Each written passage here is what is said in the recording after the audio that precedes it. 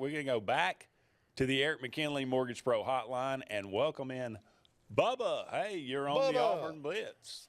Hello, Andy. Hello, JJ. Hey, bud. How you doing? Doing well. Just want to comment on three things. First time called in. Let's get off the Cam Ward thing, okay? Listen, we don't know if he wanted to come to Auburn. We don't know the particulars. All we know is Hugh Freeze said he would not spend $1 million on a quarterback. If that person was Cam Ward, well, he made a mistake. The next thing is Peyton Thorne. Maybe, just maybe, he is the best quarterback in our room because we've seen Hank Brown. Garner, every time he comes in, he looks like, you know what. And Walker White, like you said, is on the scout team for a reason. And Lord knows, if Peyton Thorne gives us the only chance to go into Athens Saturday and win, you got to go with him. Last but not least, this goes to JJ, who made a great comment.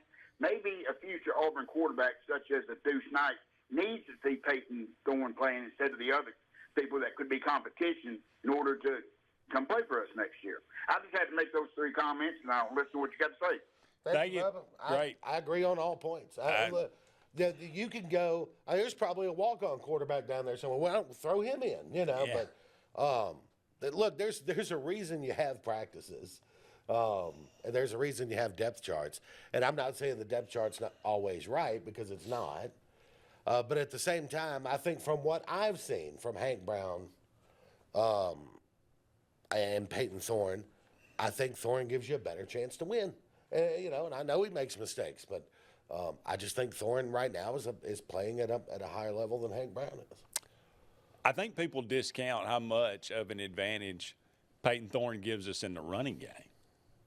He is a very capable runner. You saw, I mean, he'll stick his nose up in there. He runs that read option really well. He can get outside. He's a lot faster than people give him credit for. So I think that in itself is probably the most important reason probably to continue to play him. I realize that some people are going to say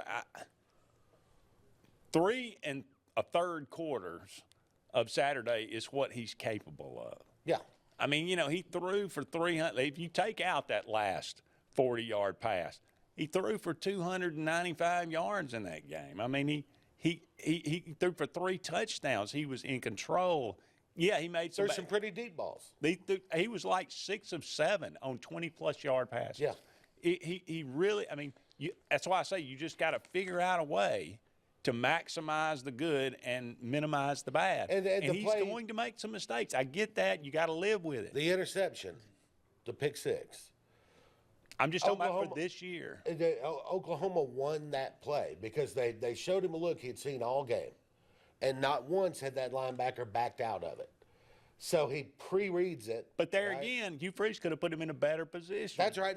So he pre-reads it as they're coming. I'm going to throw it right over the top. Guys going to be right behind him on the slant. Well, then and it was linebacker open. Doesn't come. For the first time all game, linebacker didn't come. Drop back and threw it right to him. So, if the offensive line had picked up, they only rushed 2. But the guy on the left defensive end came free. And he sped up the play. They slid the protection this way. The offensive line slid their protection left. Yeah. Which I don't really understand. I guess they're trying to protect the backside pressure, right? But I'd rather have a guy coming from the backside than coming right in my face. But that's what play. they did. You know, they slid the protection left. So it sped it up, made him make a split-second decision, and it was the wrong one. Yep. I mean, but if you just be conservative and it's 3rd and 4, run a draw. Oh, yeah. Run a quarterback sneak. How about this? 5 wide and a quarterback draw. Yeah. I mean, you know what? If you don't get it, punt it deep, make them drive the entire field with probably now 1 timeout. Yeah. You know, so it just there was a lot of things it could have done. There's a lot we can all look back on it, as Pat and I said. You know, the whole hindsight is 50-50. We talked about this at the beginning of the show. It drives me crazy. But well, you don't want to play not to lose. Well, why not? The first rule of winning a game is don't lose the game. Yeah. You got to prevent losing the game before you can ever get around to winning. There's a time to be aggressive. There's a time to be conservative. I mean, and you got to, as a head coach making $7 million a year, you got to know when to do both. Yeah.